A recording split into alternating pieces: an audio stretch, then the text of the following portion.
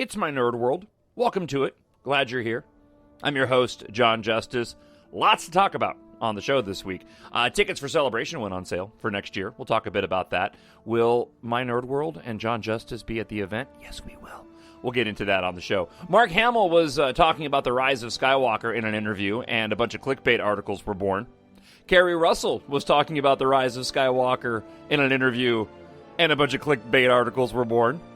Nerdist has penned a couple of clickbait articles. Not necessarily. They've got a pro and con set of articles in regards to Reylo. So this will be part one of our case for and against Reylo this week. Plus, of course, your listener feedback. Let's not waste any more time. Just a quick reminder that the show is brought to you by the science fiction space opera novel Embark, the first of a trilogy of books, the second which will be out here in the next few months. You can get the original book right now on Amazon.com.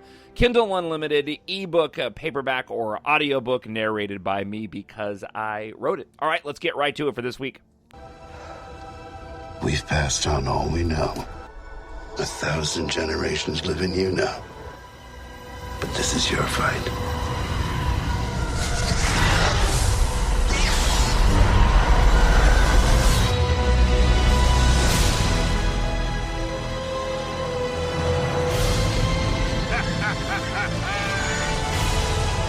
We'll always be with you. No one's ever really gone.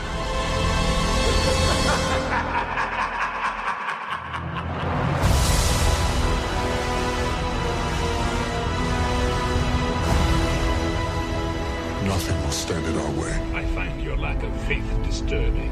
I will finish what you started. Who are you? I'm no one. There are stories about what happened. It's true. All of it. The Force. It's calling to you.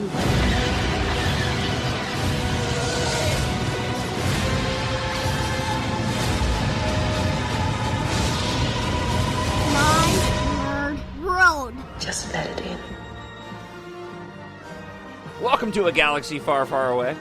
So glad you're with the show again this week. As always, you can leave a comment on YouTube or drop me an email, talkshownerd@gmail.com. All right, I don't want to waste any time. We got a lot of ground to cover on the show this week. So let's start off here with some of the news items of the week. Okay, so Mark Hamill was, well, you know what? Let me let this audio clip from I think it's Entertainment Tonight in Canada. Right. Let me go ahead and let this little quick clip here from Entertainment Tonight speak for itself. Mark Hamill being interviewed. Now, Mark Hamill is the voice of Chucky in the new Child's Play movie. It had its LA premiere last night, and Mark confirmed that he's going to be in Star Wars The Rise of Skywalker, but he hopes it's the last time he plays Luke. Is this really going to be your last Star Wars appearance? I sure hope so. Why? Well, because, I had closure in the last one. The fact that I'm involved in any capacity is only because of that peculiar aspect of the Star Wars mythology where if you're a Jedi, you get to come back and make a curtain call as a Force ghost. Yeah, I think with him, like he said about the closure thing, the story is the important part. And he said in the past, he's like, we had the full story arc and we didn't need more. Why are we coming back for more? Well, we came back for more. And then he said he didn't like a part of it. Then he said he was fine with it. I think for him, like a paycheck is nice, for That's sure. the thing. Like, this is your moneymaker, Mark Hamill. Well, I mean, I'm sure he has enough money. He's doing a ton of work still, Yeah. especially with his voice work and everything like that. All right, let's go ahead and stop it here. Let me offer my thoughts on this whole thing. Look, if you follow Mark Hamill at all, none of this should be surprising to you, like in the least bit, that he would make any of these types of comments. Right. This is just the kind of thing that Mark Hamill does and the kind of things that Mark Hamill says. What's interesting, to me at least, is this. We knew he was going to be in The Rise of Skywalker, right? So let's start off with him hoping it's the last one. Okay, that's not a huge surprise, right? Mark Hamill is not getting any younger You're right. He's just not. He's still busy doing voice work, as they were talking about. He's the voice of the Chucky remake, and of course he does a lot of the voiceover work. These movies are not simple, easy movies to make. The Last Jedi was a lot of work for Mark Hamill, and he did a fantastic job in that film. And so, with him personally getting on in years, it's not a huge surprise at all that he would say, I hope it's the last one, right? And he's always kind of that way. That's just Mark Hamill's personality. It is interesting that he would... Like, I'm not surprised, because I know what happened in The Rise of Skywalker. I'm sorry, in The Last Jedi. He died. He died. He gave himself to the Force, just like those that taught him before did as well, right? That's what happened. So all of the theories that they're going to bring, Luke back, of course, with the title of the movie being The Rise of Skywalker, I can understand why people would go and do that, and everyone's entitled to their opinion. But the fact that he doubled down and basically said, yeah, because of this thing in Star Wars where you get to basically, take a bow as a Force ghost. I mean, he just confirmed what many of us already knew to begin with already. I will read a little bit more into it. Okay, I will say this. I will read a little bit more into it. And in reading more into it, in my opinion, the fact that Mark Hamill was so frank and almost glib about him being a Force ghost in The Rise of Skywalker, to me, forecasts that he's not going to have a huge, big role. Like, I would think that, let's say for the sake of argument, like we've talked about when it comes to, on last week's show, we got into the old ideas for Return of the Jedi, right? Okay, so one of the old ideas for Return of the Jedi was to have the Force Ghost come back in some kind of physical form to square off against Palpatine at the end of the film, and obviously that didn't happen. Even though we do know the Force Ghost can interact with those that are living, but that is to say that if Luke Skywalker at the end of The Rise of Skywalker was going to manifest at the end of the film, and pull out a virtual Force Ghost lightsaber or a real lightsaber, I know there was some leaks that had been put out. We may have talked about them last week, but there was some... The hyperdrive is leaking. There was some leaks that at some point in the film, like, Rey would throw a lightsaber to Luke and he would grab it. Okay, then I don't know how much validity there is to that. I don't put a whole lot of stock in that. Be that as it may, the fact that he was so just sort of forthright, yeah, I get to come back as a Force Ghost and, say my goodbye. If his involvement was going to be a huge, massive scene, I don't think that he would have been as glib as he was. And it certainly does go and confirm what many of us already knew, but a lot of people hadn't accepted, and that is, yeah, Rian Johnson did kill him off. I'm totally fine with that. I thought it was amazing. I love that film completely. Be that as it may, he did die in that movie, and those that thought that he was going to come back and be resurrected in some way, shape, or form, I think that Mark Hamill just confirmed that ain't gonna happen. A lot of articles, and the reason why I said clickbait was because a lot of the articles that have been put out in the past couple of days with regard to this particular comment by Mark Hamill were all like, Mark Hamill's done with Star Wars. He wants to be finished with it. And I know that's what he said, but that wasn't what he said. He said it for all the reasons that I mentioned a moment ago. It's not a surprise at all. In as much as I'm sure that Harrison Ford is glad to be done with it, with the movies as well, and probably Anthony Daniels, right? Assuming he's not going to be wearing the C-3PO suit for a while, if ever again. So again, the biggest takeaway from that was Luke's a Force Ghost. Yeah, big surprise. Of course, he was going to be. He died in The Last Jedi. All right, now he was not the only part of The Rise of Skywalker to make some headlines and clickbait articles this week. Oh no! Out of the Associated Press, no less. Zori Bliss, Keri Russell's character, says that when she read the script that J.J. Abrams had sent her, the version of the script for the Star Wars The Rise of Skywalker overwhelmed her. When I read the script that he wrote, I cried. She told the Associated Press in a recent interview. I mean, who knows what it will turn out to be, and I hope it remains true to what he originally wanted. Okay? Russell says Abrams is the right person to finish the saga because he cares. He's not trying to change it to be something else, she said. He really respects what it is. Russell plays a new character, Zori Bliss. She can't reveal much about her character except that she loves the costume, she calls the character and her look badass.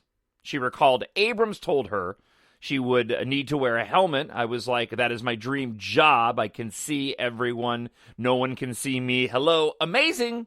Russell said the original Star Wars films are among the first she saw in theaters, so it's amazing to be a part of them now. I have such memories of Princess Leia, Chewbacca, and Han Solo. I have such memories of them like everyone else does, she said. So yes, it's incredible to get to be whatever part I am, right? Russell and Abrams, of course, also have a creative history, just wrapping up this article. He co-created her series Felicity, for which she won a Golden Globe. She also had a small role in Mission Impossible 3, which he directed. She's currently starring in a play, Burn This, with Adam Driver. By the way, I've mentioned this before, but I'll bring it up again since it's mentioned here in the article. That brief time she's in Mission Impossible 3 makes me desperate to have Keri Russell in some action sequences in The Rise of Skywalker. If you've seen, I love Mission Impossible 3. I mean, it's on the list of the J.J. Abrams films that I just find just infinitely watchable. But her role in that, when Ethan Hunt, Tom Cruise, goes to rescue her at the beginning of that film, and he ends up spiking her with adrenaline, and she has to battle it out with Tom Cruise to get out of this building filled with bad guys. Plus, there's a quick flashback scene of her like sword fighting, training with Tom Cruise. Also, her sort of dismantling and putting back together a gun. She's just got an amazing presence on screen.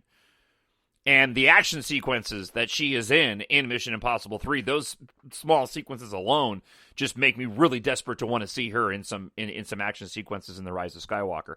But let's go back a bit to what she said and do the speculating, reading way too much into it that we do on this show. First off, the script when I read his script that he wrote, I cried. Okay, obviously that can mean, virtually anything, right? Is it the emotional impact of the story? Is it because somebody passed away? Is it involving her character? There's a lot of speculation out there that somehow she's tied to Rey. And I understand why. In the short little scene in the trailer where you see that ship flying on to what we believe is that Kimji, the Kimji planet, where we believe the Den of Thieves is located and where Zori Bliss is, Keri Russell's character. That ship is most likely the same ship that we saw in the Forceback scene in The Force Awakens, with a tiny Rey being left on Jakku and that ship flying up into the sky. I know some people have kind of pointed out that it doesn't look as similar, like the bottom's not as big, and I disagree. The angle that the ship is flying in the teaser trailer is different than obviously the one where it's flying away. The outline of the ship and the details on it, it's got to be, in my opinion, the same ship. And I argued this on several podcasts ago when the trailer first came out, but I know we have duplicate ships in the series. Okay, I understand that. We have ships that look the same. We spent a ton of time last week talking about the Tantive 4 and the Corellian Corvettes and the different paint schemes and all this nonsense. That being said, we've never established this ship specifically as being one that's prominent in the sequel trilogy movies that we've seen so far. We've only seen this ship in the one shot. So to go and show that ship again in the trailer, to me, it's got to be the same ship. And it's on the planet that Zori Bliss is supposed to be on. So I think there's something to be said that, yeah, maybe Keri Russell's character does have some connection to Rey. Maybe that's the reason why she cried. I'm just excited, for one, to get a little piece of information from somebody that was involved on the film, and two, to find out that this particular actress had such an emotional reaction to it. I can't put my finger on it yet, because we haven't seen enough of the film and don't know enough about it. My feeling right now, though, is that this film is going to be very special. and very different in the way that, say, Avengers Endgame wrapped up the first 10 years of the MCU. J.J. Abrams is an amazing content creator. He directs amazing films. He's a fantastic writer. And I'm of the opinion right now, with the little bit of knowledge that we have of the movie, that this is going to be something very special to wrap up this Skywalker saga. I just feel that it's going to. I was listening back to a couple of podcasts this morning, and one of them was an older one that I think I'd missed or was half paying attention to when I listened to it the first time, from the MakingStarWars.net guys. But Jason Ward on that podcast had mentioned that he'd heard the script was over 200 pages long, which makes it a super long script, right? By any stretch. And if that's the case, I'm super excited. Because there's a couple different ways you can do this movie. There's not a lot to wrap up, in my opinion, if you just stick to the basics of where we've gone so far in these first two movies. And The Last Jedi really just is an extension, a masterful extension, but an extension of The Force Awakens, especially since we don't move very forward in the timeline, but we do put these characters through some very extreme circumstances. So I think there's an argument to be said where you could have crafted a film in The Rise of Skywalker, or more specifically Episode 9, if you were starting from scratch, that was fairly simplistic and just sort of wrapping up the stories that we know in the sequel trilogy. What I'm sensing we're getting from J.J. Abrams is something much larger, where we're going to be opening up some pathways that we haven't opened up yet in the sequel trilogy, that's going to lend itself to a longer, denser, complicated, and ultimately satisfying ending to this Skywalker saga. I watched The Empire Strikes Back last night, and just another one of these moments where I sat down and put it on and watched it beginning to end and had all the distractions aside and just thoroughly enjoyed myself for a movie I've seen hundreds of times. But I remember watching the film last night, and the moment when Luke takes off to go to Cloud City, and Yoda makes the comment of, "No, there is another." And we know that Obi-Wan Kenobi addresses that on Endor in Return of the Jedi. The other that Yoda spoke of was your twin sister. Spoiler alert. But I just thought, what if we played with that? What if Obi-Wan Kenobi was right from a certain point of view, and that it was Princess Leia that Yoda was referring to, or maybe it was actually somebody else, and he was referring to Rey and a change in the prophecy. I mean, then again, I'm just doing my spit takes here on this. But watching The Empire Strikes Back and realizing, we know that there are going to be, because we've been told, some things from the original trilogy and hopefully the prequel trilogy that will change our perception of events that have already taken place in The Rise of Skywalker. And going into watch The Empire Strikes Back through that lens really did sort of lend itself to, wow, there's some places where we could really play with the story. And I'm excited for that. It could potentially be really controversial, but my opinion on the matter is that if J.J. Abrams does something in The Rise of Skywalker that fundamentally changes our point of view of events that have taken place in the past, I'll throw another one out there, as we've discussed. The idea that the final confrontation with Palpatine, Luke, and Vader on the Death Star 2 and Return of the Jedi, maybe that went down much differently than we thought, which resulted in the return of Palpatine in some way, shape, or form. Okay, and again, just kind of throwing that out there. I don't have any direct knowledge that that's the case, but just sort of speculating for the sake of this line of thinking. I'm okay with that because, you know what? If you don't like it, then you can always just go back and watch the original trilogy, and sure, you may have the knowledge that this happened differently than you remember different before, but those doesn't change those films. It doesn't change the quality of those films in any way, shape, or form. And I personally really hope that J.J. Abrams does that to bring this whole thing full circle. You could make, I think the Rise of Skywalker can be incredibly powerful if we end up getting some different angles and viewpoints on these things that we've lived with for these 40 some odd years that we thought were a certain way but weren't, especially if the movie is great. These are all part of a singular story, so that just goes and makes sense. But of course, in the world that we live in, with the ability to read people's minds on Twitter, which is kind of what it's turned into, really, if you ever wanted to know what people thought inside, just look at any random trending topic on Twitter and the anonymous individuals that post every single comment that pops into their head, many of which they probably shouldn't have. All right, let's get to just one more quick thing about what Keri Russell had to say in this article, which I also thought was interesting. He's not trying to change it to be something else. He really respects what it is. Again, this is another comment that you could very well, sort of imply a number of different things. What I took that to mean, potentially, what I think is most interesting, if it did mean this, and that is if she was specifically referencing where the story had gone so far with 8 and 9. To me, that's the most interesting answer to this. He's not trying to change it to be something else. He really respects what it is. I think it's probably broader than that. I think she probably means that Star Wars is Star Wars, so he's not trying to make it be anything other than Star Wars. But I like the idea that this could be referring to the fact that we've been heading down a certain road in The Force Awakens that Rian Johnson took us even further down in the Last Jedi, and we're going to continue down that road in The Rise of Skywalker.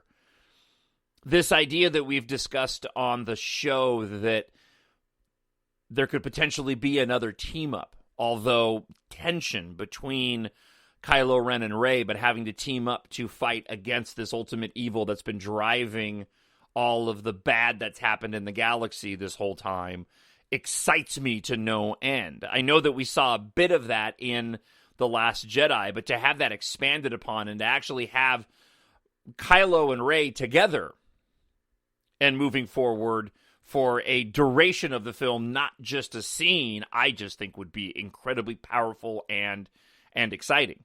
To that, I've finally got my hands on Dark Empire, which is expanded universe, but a lot of people have been talking about the many things that are in that series of stories that really do look awfully familiar to what we've been seeing and potentially the rumors that we've been hearing about the Rise of Skywalker. So my intention is to read all of the Dark Empire series before next week's show so I can get into a bit of it then, because a lot of people have been really picking up on the fact that it looks like they could have been pulling many story elements out of that particular Legends Expanded Universe series, and it could really provide a decent roadmap to where we're heading in the Rise of Skywalker. So I just, these are, I dig these comments, and I love the opportunity that it gives us to go and talk about them a bit, and it's exciting. He's not trying to change it to be something else. He really respects what it is.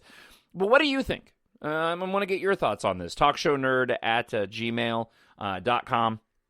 You can also go and leave a comment, as always, on YouTube, and we'll get to some of your thoughts next week about what do you think about the fact that it made her cry, and what do you think she is referring to when she says that J.J. Abrams isn't trying to change it to be something else. He really respects what it is. And again, I'll just repeat that I really hope that just means that he's pulling on that red thread of fate that has been established with our core dual protagonists in this series. And certainly we'll get into a little bit more of this with our part one of the case for and against Reylo in this week's show. But again, talkshownerd@gmail.com, and also leave a comment on YouTube. When I found you, I saw raw, untamed power. And beyond that, something truly special. You want to know what's raw and, was the raw, untamed power? It's the power of the fandom. So, Star Wars Celebration 2020, August of next year, so over a year away. They are already sold out of 4-day tickets. that happened within hours. I'm looking at an article here by Megan DeMore, and she writes, next year's convention, which will take place in Anaheim, California, launched ticket sales.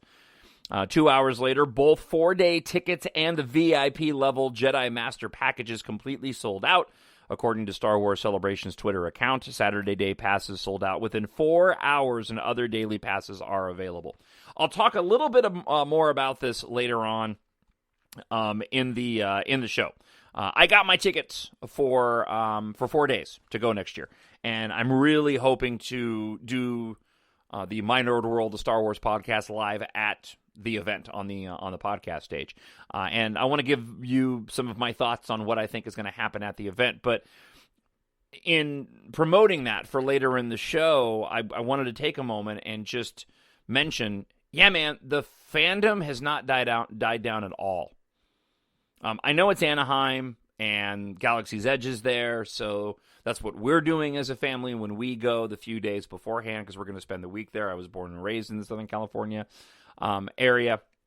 Really looking forward to it. I haven't been back to Disneyland since I moved to Minneapolis, so over 3 years, and we used to go there every single year. So I'm super excited. But the fact that the fandom stepped up for a massive convention center and already sold out a big portion of these tickets to a convention that's a year and a half away, where we most likely will not be getting any. There's no movie coming out next year, right?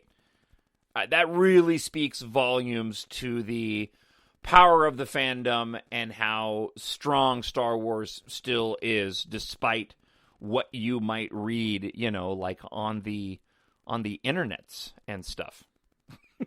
All right, let's dive into part one of our series. This is part one. Next week will be part two, the case for and against Reylo. Let the past die. Kill it. If you have to. That's the only way to become what you were meant to be.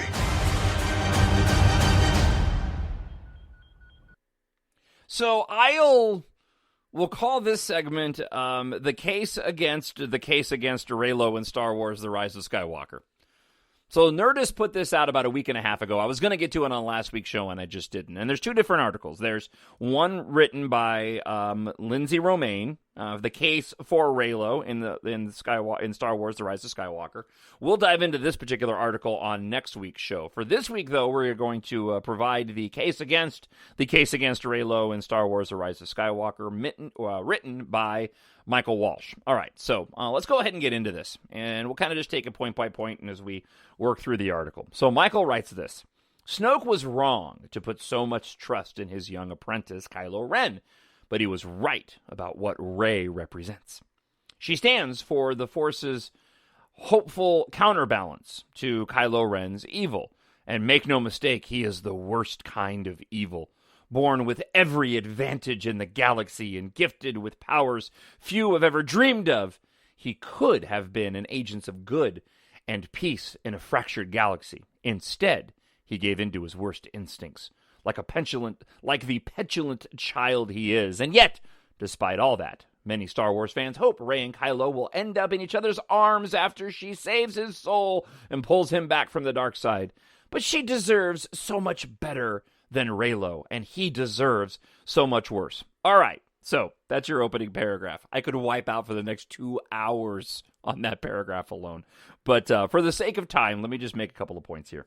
First off, I'll say up front, this is all subjective. Right? Just need to clear the air. This is all incredibly subjective. People's thoughts on this particular matter, right? It all depends on your point of view. When it comes to Michael Walsh's point of view, I completely disagree. Okay. It's a very simplistic way to go and look at the movies.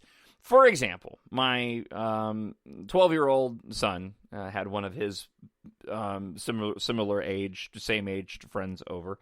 And we were talking about this, and my wife Melinda asked him, "Hey, what do you think about Reylo?" And or not even that. It wasn't even that specific. He just asked sort of, "What do you think is going to happen with Kylo Ren and Rey and in The Rise of Skywalker?" He's like, "Oh, Kylo's going to die because he's the bad guy." Right? It was a very simple view. That's kind of the way that I take Michael's thoughts on this whole thing. Kylo's a bad guy, so he can't die. Well, it's not that simple. when it comes to every advantage in the galaxy gifted with powers few can ever dream of, that's not true. One, the every advantage in the galaxy, oh, okay, whatever. That just, there's reading a lot into it, and it seems a little bit too closely aligned with the current state of Twitter and conversation and unfortunately politics, which I will not bring into the show, right? This idea of being advantaged or privileged. It's the Star Wars universe in a galaxy far, far away. The rules in Star Wars don't apply to the rules that you and I live in everyday life. You can be a murderous fiend in one respect, but still be redeemed in another. Gifted with powers few would have dreamed of. He could have been an agent of good and peace in a fractured galaxy. Instead, he gave into his worst instincts like the petulant child he is. It's not as simple as that, though, is it? We know that Snoke was corrupting him from, before birth? We also know that Snoke was continuing to corrupt him in the middle of the training. There were mistakes that were made. Perhaps Kylo wouldn't have gone the way that he had gone if he hadn't been separated from his mother and father. Perhaps if he had been closer to his father, this wouldn't have happened, right? He's like the father you never had. He would have disappointed you when he's interrogating Rey in the Force in the Force Awakens. Plus, The Last Jedi showed exactly what ended up ultimately turning him. It was the flaws that all of us have. No, did Kylo Ren go and make these decisions? Sure. Was he influenced by other individuals? Yes, absolutely he was. Has he been fighting between the darkness and the light? Absolutely he has. But none of those things, in my opinion, spell certain doom or no redemption at all for this character. And again, if you're looking at this from the standpoint of the Skywalker saga and the Skywalkers themselves, of which Kylo Ren is one, it makes Han Solo's death at the hands of his son meaningless. And that could be flipped. That script could be flipped. And the angle on that whole thing could be flipped, depending on what we find out in The Rise of Skywalker. But be that as it may, if we don't get Ben Solo redeemed, then it really makes that sacrifice by Han Solo somewhat meaningless. And this, Rey deserves so much better than Reylo, right? He deserves so much worse. Who are you to say that? Again, everything's relative here. We're just getting into this, and we're talking about the Star Wars universe and fictional characters. But that being said, with this idea of Rey and she deserves better, well, that's for her to decide.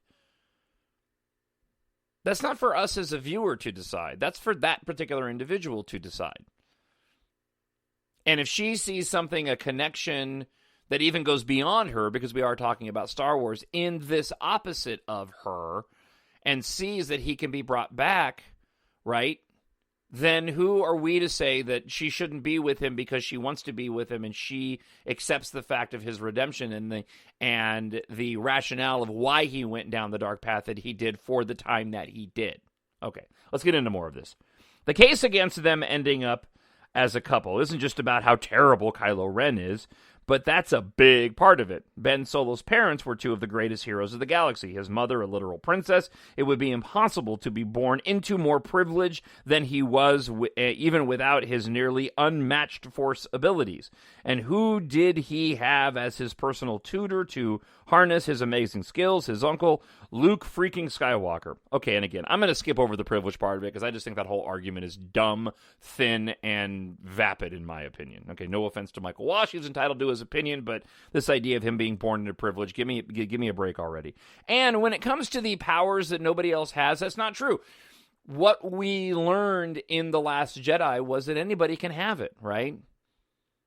It's vanity to say they can only belong to a Jedi. Sure, Kylo Ren has honed in on his skills, and he has perfected his skills, but he's not the only one that's able to go and have those particular powers, okay? And Han and Leia are flawed as well. They didn't stay together as a couple, did they?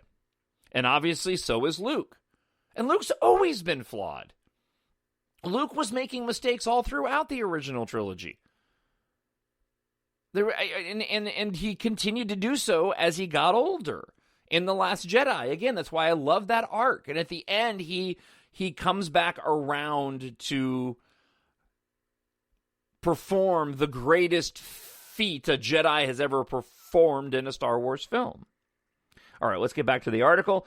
Even if we empathize with an overwhelmed teenager making a terrible decision, we're all responsible for the actions we make. Sure. Any understanding or compassion we extend to Ben ended when he put his lightsaber through Han Solo. Not true. That wasn't the action of a scared young kid, your perception, but an evil man embracing who he wants to be. Maybe, but again, that's your perception and how you look at it. Even when he murdered Snoke, it wasn't about doing the right thing, like Rey thought. It was about killing his past, the past that included when he was a good person.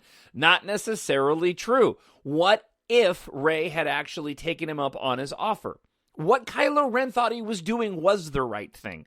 Adam Driver has said as much in article after article after article.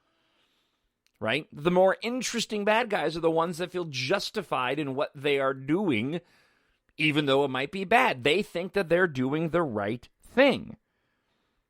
And if Rey had joined him, sure, I know that they were wiping out the Resistance in that moment in time. But who's to say how Kylo would have been ruling the galaxy, right? Maybe he would have been more benevolent. That moment is also when the hope of Reylo should have died for good. And let me say for the record, too, that I think Michael Walsh makes a mistake here in describing Reylo as Kylo Ren and Rey ending up in each other's arms. I don't necessarily... Again, I think Reylo can also be not romantic. It can just be these two connected individuals, even if they're not together as a couple. I still could personally consider that Reylo. Okay. But again, these two individuals, yin and yang, are the ones that are going to end up bringing the balance to the Force. That's Reylo. After they fought side by side against Snoke's Praetorian Guard, when it looked like their bond might become what so many were hoping for, Rey expected Kylo to save the Resistance in the First Order. Not only was he ready to let them die, he told Rey that they should rule the galaxy together, like Anakin once said to Padme. But unlike Anakin, who loved Padme, Kylo tried to manipulate Rey by using her greatest insecurity, her parents, against her. Again, that's all a matter of perception. All a matter of perception. Just because Kylo Ren didn't express himself the same way that Anakin did in Attack of the Clones, right? I wish I could just wish away my feelings, right? Okay. Doesn't mean that he doesn't love her. We don't know that or not. Obviously, he's got a thing for her. He didn't kill her in The Force Awakens. Got into her mind. She pushed back. He was like, oh, what's going on here? Obviously wanted her to join him in that moment. And for me, again, this is all subjective, but for me, a dude doesn't ask a girl like Rey to join him in ruling the galaxy unless he likes the woman. And this idea that he was manipulating Rey by using her greatest insecurity, her parents, against her, no, I think that was Kylo Ren's way of expressing his feelings towards her. Your parents sold you off for drinking money. In this story, you're nothing. Sure, it's a harsh reality, but Rey just got that reality face to face already in the Force Cave. She knows that, right? You come from nothing, you're nothing, but not to me. See, that's the line right there. That is the... I'm the king of the world, not a good example. That is it. You complete me, right? You had me at hello. I love you, I know. You come from nothing, you're nothing, but not to me. Was it manipulative? Maybe. But the point he was trying to make was, yeah, no, you don't have anything else, but you do have somebody in me. You are not nothing to me. You are somebody special in the most basic of terms, right? And what an incredible thing to say to another person, right? Just, you're to have somebody go the other way, right? Not to have a couple, like a man go to a woman and say, you're nothing, but not to me, you're not, right? Okay, that's kind of right, given the circumstances, but more of a, you are everything to me. You are absolutely everything to me. I mean, who doesn't want to hear that? It's one of my favorite. I actually like that line more than I do the I love you, I know in The Empire Strikes Back. I mean, it's kind of different. It's maybe that's a poor comparison to use the two. But when it comes to romantic lines, and I put that on the scale of a romantic line. One of my favorite lines ever in a film of a man expressing his affiliation with his feelings towards a woman. My words got lost there. Is in Mr. and Mrs. Smith, when Brad Pitt and Angelina Jolie, when they discover that they're both, the agents, and they're driving in the car and they're talking over their cell phones. And she asks him, what was the first thing that popped into your mind when you saw me? Angelina Jolie asked this of Brad Pitt. And Brad Pitt says, I thought you looked like Christmas morning. That's just the most of me. I used it in my book Embark as an homage, just because I love that line. I mean, what an amazing way to tell somebody how much you care about them, to describe them as giving you the feeling of Christmas morning. Because for me, I know that there is no better feeling than Christmas morning, man. It's just the absolute best. All right, let's get back to this nonsense. Let's see.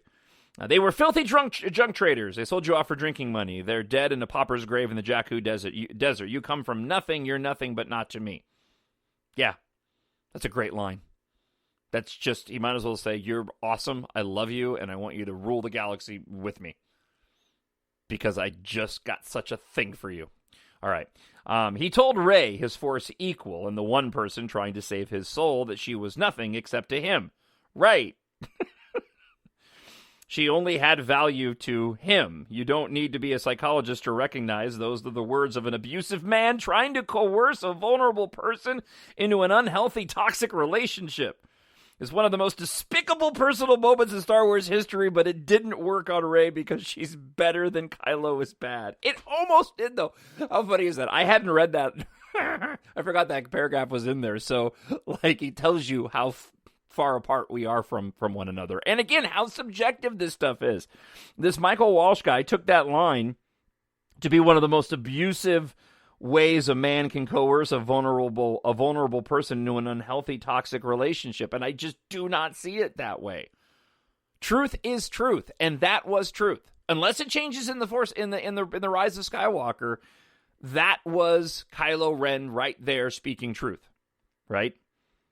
If, for the sake of argument, they were filthy junk traders that sold her off for drinking money, dead in a pauper's grave in the Jakku desert, you come from nothing, he is right. She comes from nothing, and therefore, you are nothing. She doesn't have a home, for crying out loud. She barely had one back on Jakku. But not to me. Right? And I know I'm wiping out on this, but for me, when it comes to Reylo, that's important. Right? I understand, and I can fully see why this particular individual and other people look at it as a negative. Okay, I just don't. I look at it as a guy just sitting here going, he's speaking the truth, and he goes, but you know what? You're not nothing to me. And this is supposed to be, and this is the other part, this is supposed to be the big bad guy.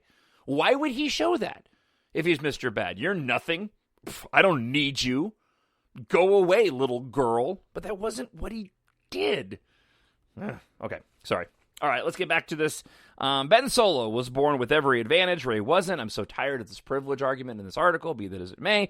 Abandoned at a young age on a harsh planet, she had every reason to give in to hate and resentment. Instead, she grew up hopeful and kind, all while learning how to take care of herself. In a galaxy desperate for a hero, you couldn't do better than a self-reliant, self-made person who held on to her soul through every relationship and obstacle. Even after everything she experienced in The Last Jedi, from learning the great Luke Skywalker was a broken man who turned his back on the Force, to accepting her parents and sold her like a slave, to Kylo breaking her heart after she was the only person who believed he was still good, she still stayed true to herself. No disappointment could break her, and when Kylo offered her ultimate power, she turned him down without blinking. Not true.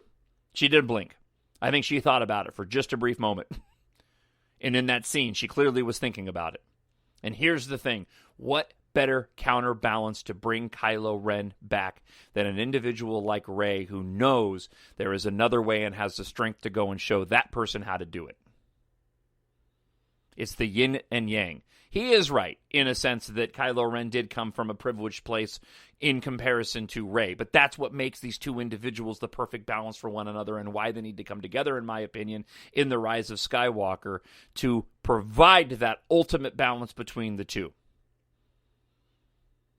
Right? And I think there needs to be potentially some little bit of dark side sort of teasing with Rey, that she needs to realize too that she's not making all the right decisions either. But that's what these two characters, these two dual protagonists bring to each other, and why I think it's so important that they end up coming together in some way, shape, or form to wrap up this trilogy. I just do not see anything other than a version of Reylo being Endgame, and certainly not him going out right as an evil person. I mean, look at just the movies in and of themselves. You know, we're not going to end this entire 9-movie arc on Kylo Ren going out as the ultimate evil bad guy after being conflicted for 2 movies. Give me a break already, Michael Walsh.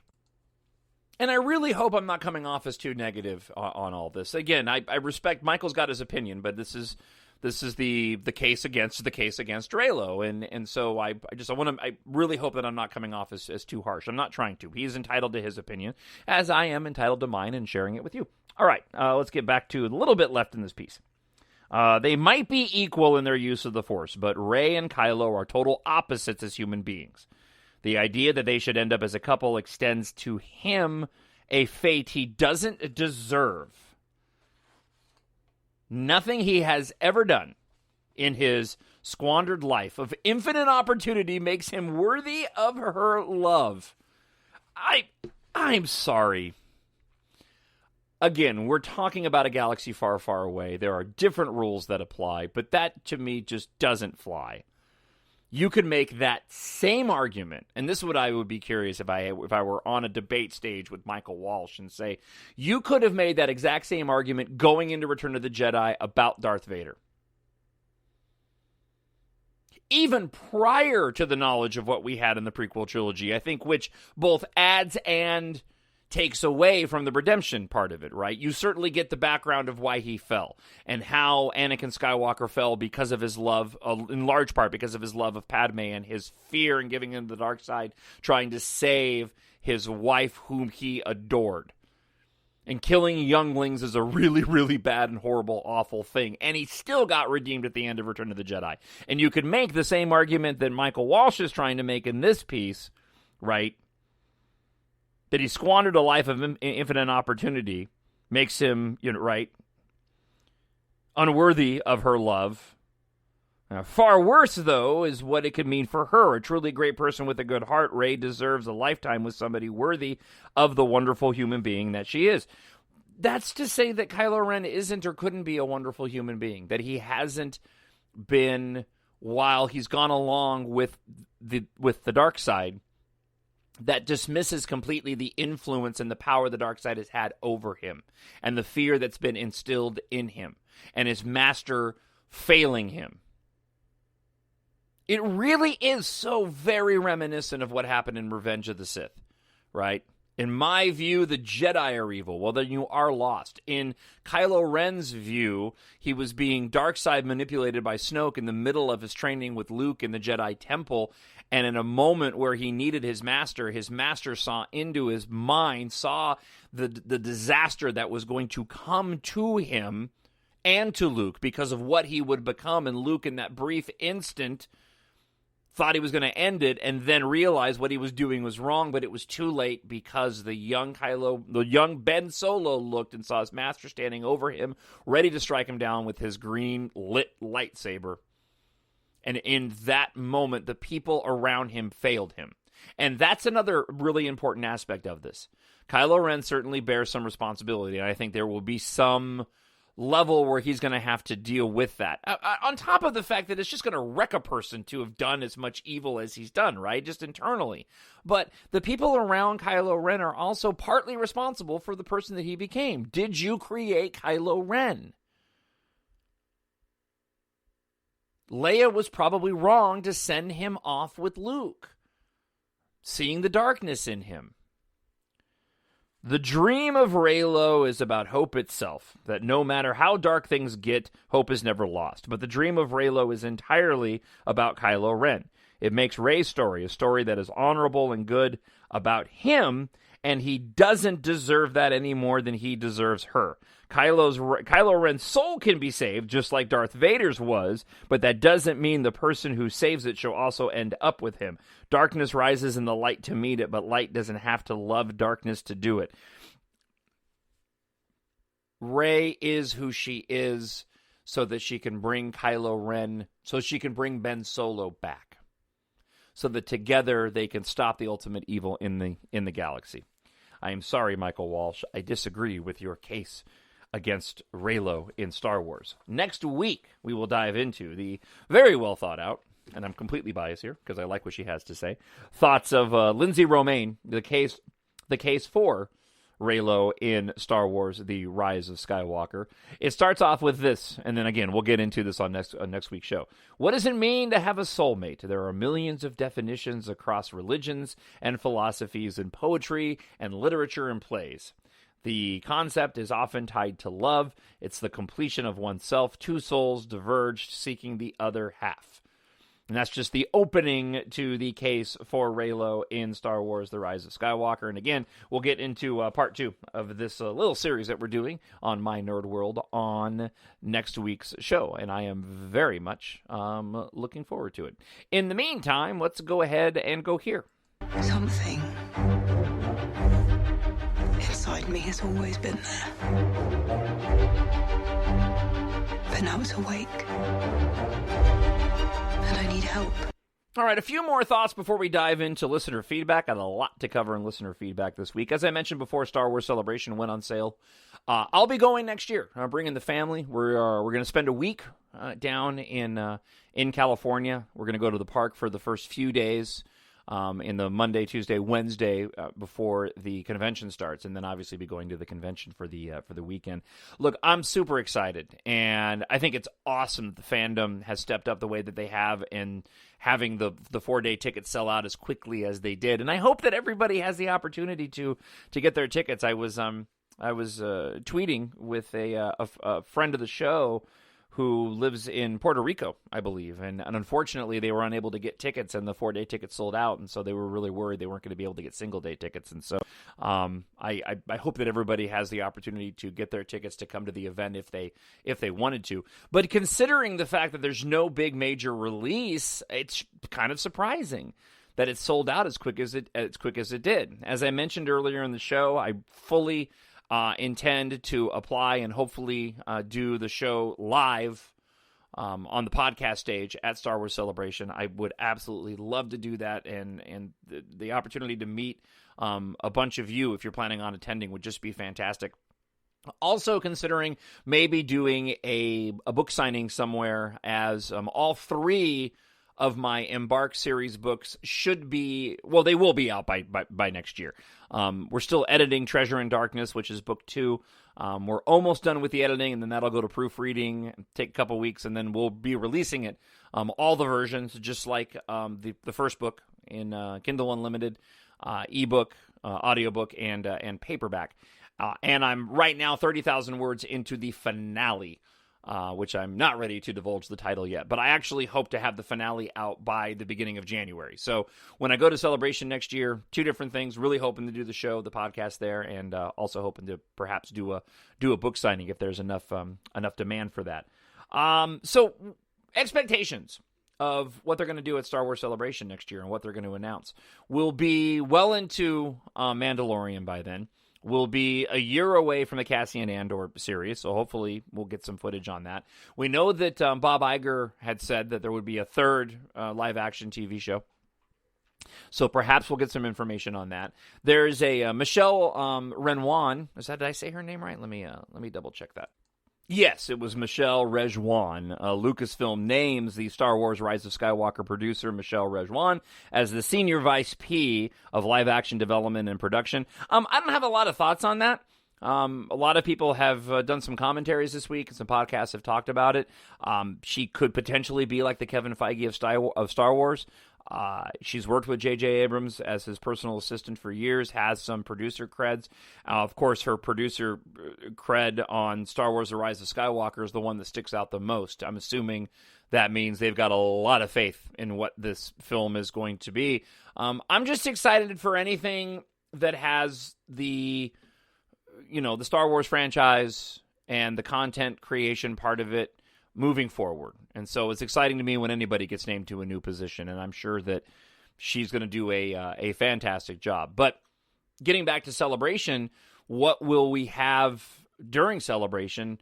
Hopefully, and I've heard some people speculating this would be cool to get a sort of future of Star Wars. Maybe we'll get some specifics on what these new films are going to be starting in 2022. Perhaps even some casting announcements.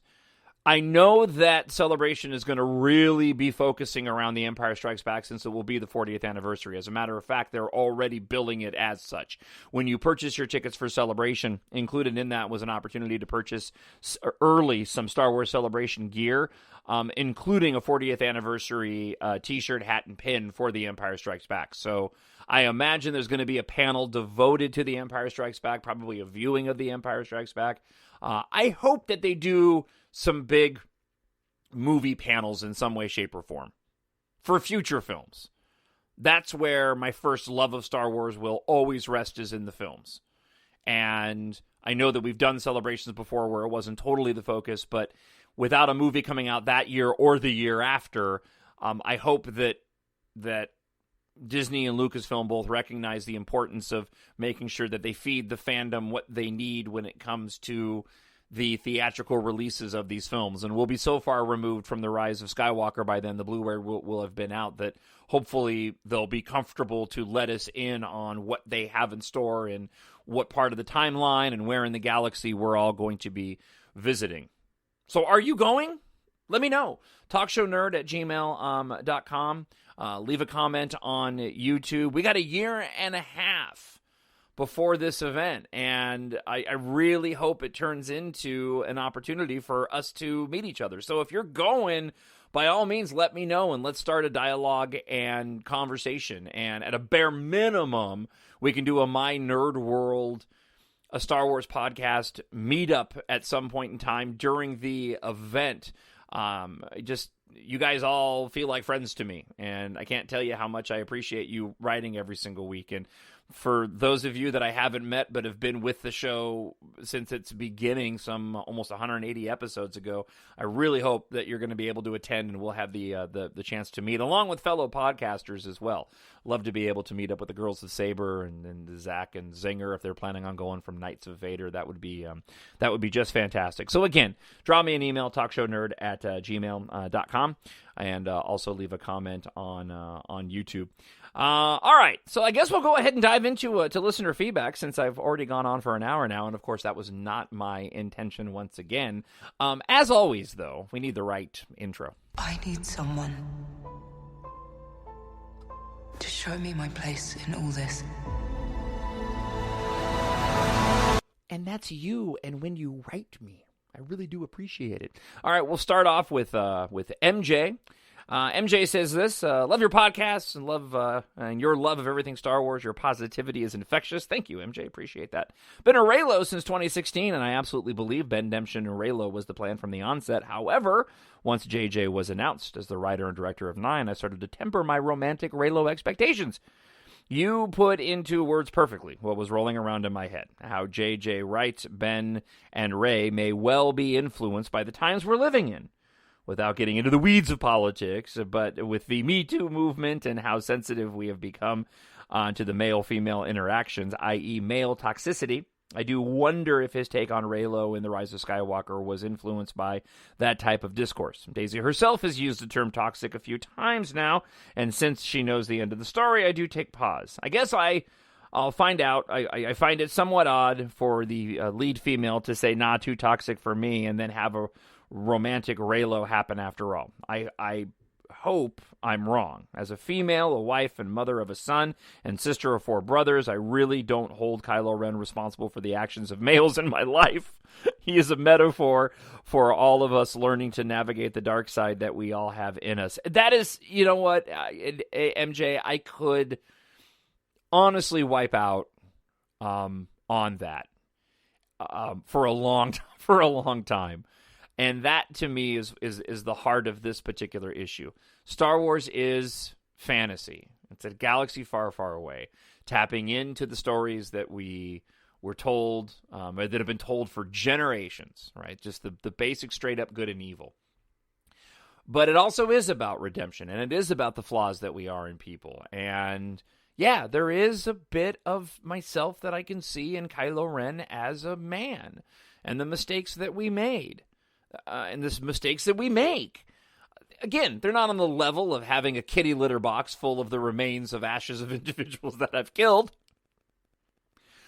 However, right, relatively speaking, we all made mistakes and regrets, and oftentimes things that people aren't aware of, and you sit back and go, "Oh my gosh, if that person, this friend of mine, knew," right? But we also have a chance to ask for forgiveness and to better ourselves as people and human beings. And in a galaxy far, far away, again, the rules don't apply as they do in the real world. And because of that, a guy like Kylo Ren, with everything that's happened to him, absolutely could be redeemed. And it's up for Rey to decide whether or not that's the person that she wants to help or even be with. So it's a great point, MJ. I really do appreciate it. So at the risk of wiping out on it, let me continue, and we'll go to Barmag. Writes this: I think this theory about Vader's helmet makes sense, and it would show that Palpatine was planned since the beginning. That would be if Palpatine had his essence, his evanescence. I don't think that's how that word. That's what that word means. I do like that band though, but his essence may be in the burned remains of Vader's helmet, right? Because many didn't understand how Vader could talk to his grandson when Vader was dead and when Anakin kind of killed him and became Anakin again. And the Darksiders don't become Force ghosts. They just disappear. Not eternity in the Force for them. But if Kylo Ren was talking to a Palpatine who had found a way to survive by jumping into an object or a body, then yeah, this theory makes sense. Also, the double meaning, finish what you started, grandfather. Kylo Ren will kill Palpatine, finishing when Anakin has started. Ooh, that's good. Ooh, I like that a lot. Thank you so much for the comment.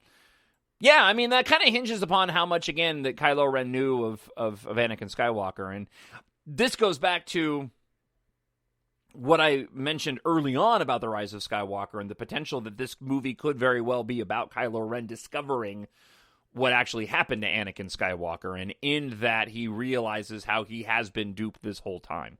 All right, a friend of the show, Jared, writes, really lengthy piece, but I'm just going to get into the middle of this. And thank you so much, Jared, for the comments. I greatly do appreciate it. Your kind words at the beginning of your email. But like you, I am a devout Reylo, and your commentary on everything Rey and Ben Solo has stoked my love for the shipping community even further. I cannot wait for 9. And I'm taking your advice to enjoy these next 8 months, we're down to 6 now, by watching and reading all things Star Wars that I love. I love and share your optimism towards how Bendemption and Reylo will play out in 9. As Hello Greedo has said in the past, in JJ we trust. I'm holding out hope there will be a fully complete story arc for the sequel trilogy, and that J.J. Abrams and Rian Johnson's visions do truly mesh well with the overall story of the trilogy and the saga. I agree with you that since J.J. Abrams was the executive producer for The Last Jedi and has said he wanted to direct the film, there is a plan for the trilogy, which was set in place.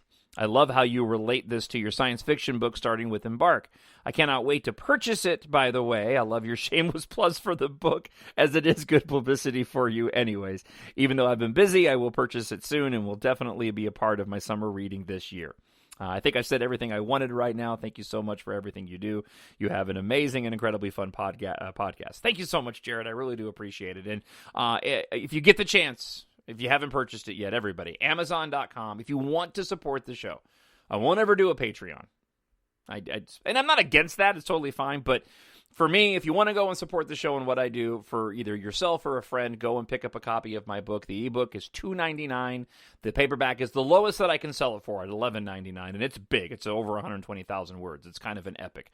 The follow-up book is much shorter. It's a much tighter story, much more personal story. Really took a cue from The Empire Strikes Back in crafting the tale, even though it is very unique to the universe that I've created.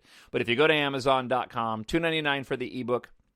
Paperback is $11.99. If you're on Kindle Unlimited, please mark it to read and give me some page views on Kindle Unlimited. And the audiobook, varying prices on the audiobook that I produced and narrated, depending on whether or not you purchase one of the other versions.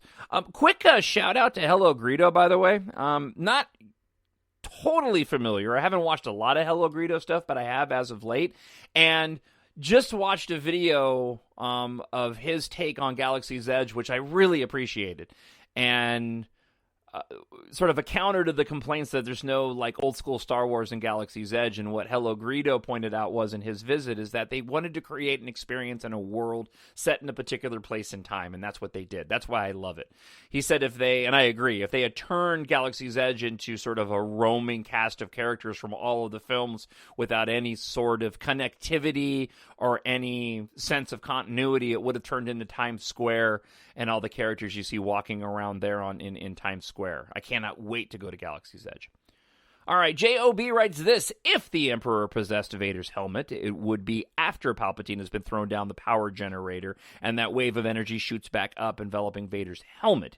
Could have been Palpatine's spirit. Yeah, and so what they're referring to here is the thought that I had, that when he was shooting out the lightning bolts, maybe he was trying to take over Luke and kill him at the same time, and maybe his essence ended up going into Vader via the lightning in his hands before Vader threw him down the shaft. I think both of them could work.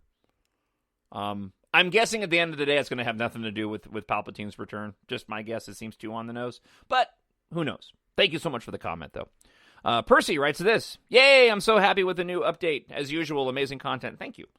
Love listening to your podcast. So enlightening. Got goosebumps about your Palpy possessing Darth Vader's helmet theory. Thank you, Percy. I appreciate it. All right. Aaron writes this. When I watched the interview clip with the editor, Vanity Fair, I took it, by the way she phrased it. Oh, I'm sorry. The editor of The Rise of Skywalker. My bad. Talking about the filming scene and Kylo Ren standing there with his helmet on, watching her edit. Let's see. I took it, by the way she phrased it, that the water tank filming and seeing Adam happened at different moments. Okay. If Adam had already had to film underwater with the mask and cape, I'd feel really bad because his vision is already very limited in the mask. Add water to the equation and it just seems like hell for him. Plus, leaks a while ago said he doesn't wear the mask past the second act, but just my own thoughts. I could very well be wrong. Thank you very much for the comment, Aaron. Appreciate it. JJ writes this. I always wonder why Kylo was talking to Vader's helmet, so gee. That would explain that and connect a lot if Palpatine had infected the helmet. But even if this doesn't go this way, or any way I won't be crying foul and throwing fits. I'm sure you won't either. No, man, these are historical documents to me, regardless of whether or not they flowed with my headcanon. I do not care. Dale writes this. Thanks for the coverage of all this. I've been wondering about a lot of it.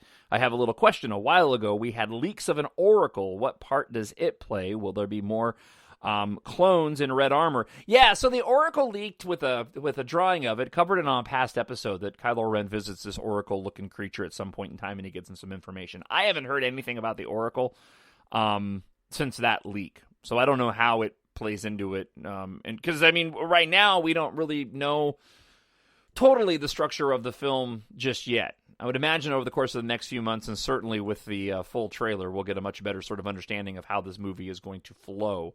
The clones in red armor is still the big mystery to me, and I'm still leaning towards, and again, this is leaky territory, not based off of anything that I know for sure, but this Matt Smith character, Matt Smith's role in the movie, and whether or not he's a dark side acolyte that perhaps Palpatine goes and possesses because his essence gets into him. I'm still of the opinion that there's a big possibility those red armored troopers that we saw in that promo poster are indeed clones, and they're somehow attached to Palpatine and part of his ultimate plan. And this, again, is sort of this theory that maybe Kylo does team up with Rey, and it's not just Rey he teams up with, but also a portion of the First Order of white troopers going up against these bad guy clone troopers that are all red. So, again, just throwing the little theory out there. Thank you, Dale. Appreciate that. Globe-trotting Tiffers writes this. The idea of Palpatine imbuing his essence into Vader's helmet is creepy and weird, and I think it would be brilliant. If that is the case, I wonder what effect the helmet being almost destroyed and then pieced together will have on the conduit for Palpatine's spirit. And if that's what allows him to return, it would almost be like a Horcrux, though.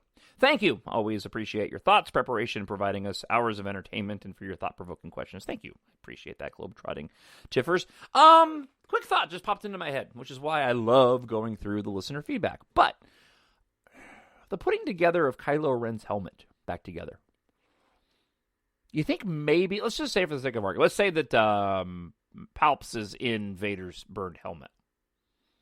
You think maybe that Kylo Ren's helmet ends up becoming the conduit? And therefore, that's why the Knights of Ren want it put back together, because they need to go and put Palpatine into something else? Certainly would justify why they had to put that thing back together and he didn't get a brand new one. I'm sure there's other helmets. He could have borrowed another Knight of Ren helmet, for crying out loud. Sit on that one for a bit. Curious to get your thoughts. All right, Kimmy Skywalker says this. Whenever I hear people talking about what Force Ghost might do in the Rise of Skywalker, I keep thinking about what Yoda did in The Last Jedi. Imagine if Yoda can bring down Force lightning, what can Anakin Skywalker or Luke Skywalker do as a Force Ghost? I would really like to see some epic Force Ghost blank in The Rise of Skywalker, and if they bring Anakin back, because Hayden is a legit vampire and doesn't look like he's aged a day since the Revenge of the Sith, that would be amazing. Yeah, that's a good idea. I like that idea too. I like that idea more of Anakin Skywalker coming back as a Force Ghost as opposed to Luke to end Palpatine once and for all. Right? That would be pretty awesome. All right. Color of Caramel time-stamped a few things in their comment this week, talking about last week's show. Let's see. It might be a scene that may be cut because right now we're in the speculation phase when it comes to the movie. I'm not sure which scene they're talking about here. We'll move forward in their comment a bit. Anakin Skywalker will talk to Rey and Ben. He sees C-3PO, restores his memory bank, and C-3PO remembers that Anakin was his first master, to the surprise of Ben. The thought of Luke, of all people, catching Anakin's lightsaber will be crazy. I can picture the audience. Leia's training Rey in some way will be sweet, since we will finally see Rey getting some training, or at least it can be mentioned, which I think it will. We've taught you all we know. And this is going off of some of the leaks that we talked about on last week's show. I think it will be awesome if JJ and Colin are using George's maybe ideas and bringing them to the screen. So maybe he's talking about, I think what he meant there was Chris Terrio, not Colin. Colin Trevorrow was the original director. Anyway, at this point, I think we're hearing too much about this movie. I would like to have some surprise, like the way I was surprised to see Rey and Kylo fight together in the throne room was a pleasant surprise. I think that they still keep the real big stuff locked up, in my opinion. They certainly did for the Last Jedi, and I think they will for the Rise of Skywalker too. Misconduct 1 says, man, I hope this movie is more than 3 hours because there's a ton of stuff to unravel and develop before they wrap this epic space opera up in the most satisfying way possible. Baffled and Deranged says, John, I haven't had a chance to listen to your podcast yet, but I do want to wish you a very happy Father's Day to a most wonderful podcaster. I hope your day is truly blessed. It was Baffled and Deranged. Thank you very much for the kind words. All right. Norwal Music writes, like what you're doing. Keep up the good work. I will. Thank you. Mr. Misanthropic Mind Blank, because I don't want to say curse words on my show, says, thanks for the great podcast. Thank you, Mr. Misanthropic. Case S says, what if he doesn't put the helmet back on? What if he is forced to wear it with dark powers that possibly imbue it? Very good point. Carla Jo Guthrie says, Shmi Skywalker could be the one born to darkness as well, talking about the prophecies in the Claudia Gray Master and Apprentice book. And Anakin's initial mission was to free slaves, and I think that it is an important part of all of it. They go on to say, Writing a book is like being pregnant, growing, planning, dreaming, all of it over and over until it's born. Like these movies, there are plans and plots, but the end product, a writer truly hopes, is better and different than the plans, so much more than you ever thought. And as a growing organic creation, it is more than you imagined. Everyone should try writing a book. It would make for a lot more understanding and appreciation of the art of the whole thing. Man, there is no doubt about that, Carla. I can't even begin to tell you how much unintentional insight I have been able to gain and views from writing my books. Now on having written 2, published 1, editing the second, a third of the way through the third. It's a very different and interesting process, and it really has opened my eyes to the creative process of these sequel films.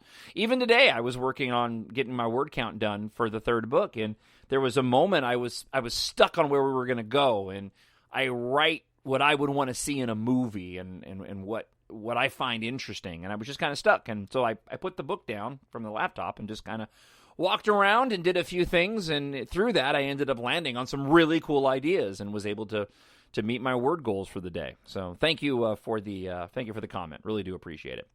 All right, let's get into this. Courtney writes, new fan of the podcast. Just wanted to let you know how much I'm enjoying it. Thank you, Courtney. Appreciate it. Love your name, by the way. Courtney's such a cool name.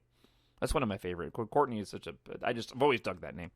I'm relatively new to the Star Wars fan community. My grandfather and I watched all 8 Skywalker saga movies this past winter while I was home from college. I obviously knew what Star Wars was, being that I don't live under a rock, but really I watched with no preconceived notions. Over the course of a few days, we watched the movies from 1 to 8 in order. At 22 years old, I had absolutely the best time of my life. I really did feel like a kid again, loved every minute of it. That's awesome.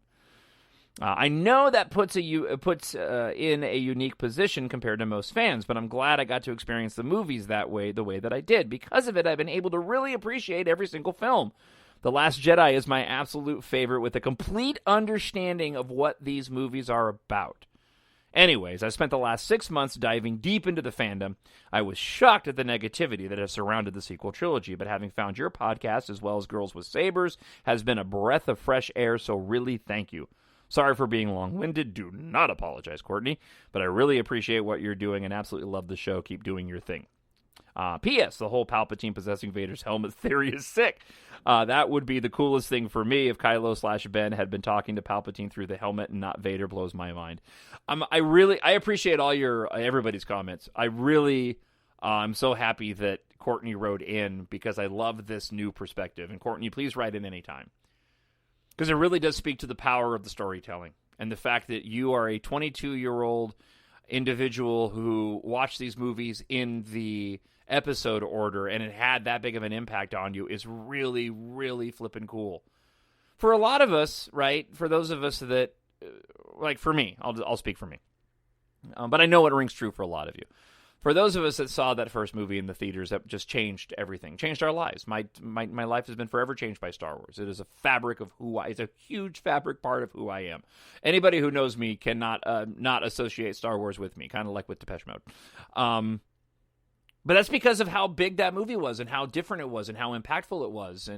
And seeing it as a kid, that original Star Wars, and the fact that you watched from the beginning the prequel films and still were impacted the way that you were, starting with movies that a lot of people just didn't like in comparison, that's incredibly meaningful to me and really speaks to the power of this universe that in this world and this content that George Lucas created all those years ago.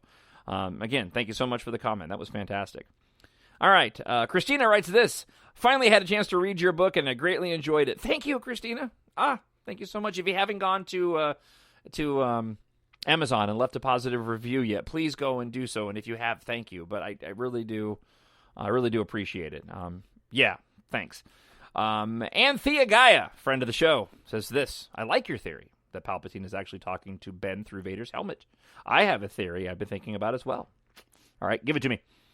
Some of this theory is composed of other theories I've heard, but I think it has been Palpatine all along that has been pulling the strings. I think we may find out that Palpatine created Anakin Skywalker, I dig it, as a potential future vessel for his consciousness to live after his physical body died. Digging it. When Anakin became Darth Vader and his body was ruined, then he looked to using Luke as a vessel. Digging it? When he found out that Luke was too light side and could not be turned, and then Vader threw him down the shaft in the Death Star 2, he transferred his spirit to Vader's helmet. Digging it? We don't know how Ben came to find Vader's helmet, but what if Snoke gave it to him? Ooh, digging it as well. I think it's a possibility that Snoke has been Palpatine all along, and at some point Snoke found Vader's helmet, and then Palpatine transferred his consciousness to Snoke's physical body since he was a dark side Force user.